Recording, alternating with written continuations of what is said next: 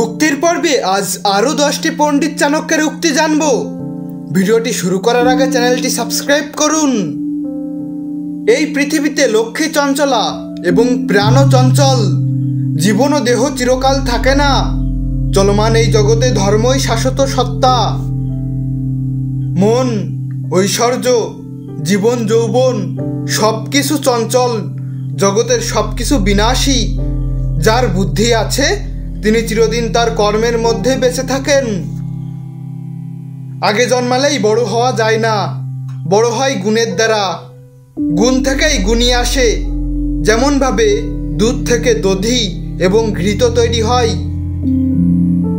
দুর্বলের বল হলেন রাজা, বালক বা নারীর বল হলো রোদন, মূর্খের বল মৌনতা, চোরের বল হলো মিথ্যে কথা বলা। স্বর্ণালঙ্কারকে আমরা হাতের শোভা বলবো না, দানই হলো হাতের প্রকৃত শোভা। চন্দনের দ্বারা পবিত্রতা আসে না, পবিত্রতা আসে অবগাহনের দ্বারা। সম্মানিত হলে পরিতৃপ্তি আসে, ভোজনের দ্বারা সেই পরিতৃপ্তি অর্জন করা যায় না। জ্ঞান হলো মুক্তির সোপান, মস্তক মুন্ডন নয়।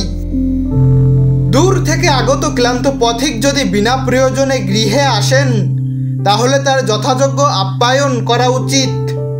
যে গৃহস্থ এমন কাজ করা থেকে বিরত হন, তাকে আমরা চণ্ডালের সমতুল্য গণ্য করতে পারি। দুর্জন ব্যক্তি প্রিয় কথা বললেও তাকে বিশ্বাস করা উচিত নয়। তাদের জিভের আগায় থাকে মধু আর হৃদয়ে থাকে বিষ।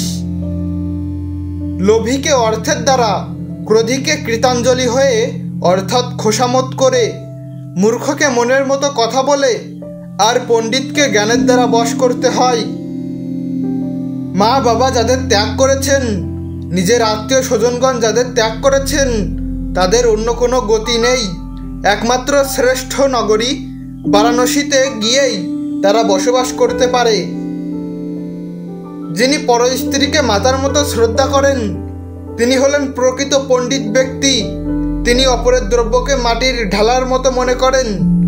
তিনি পৃথিবীর সকল প্রাণীকেই তার আত্মার আত্মীয় বলে মনে করেন। ধন্যবাদ।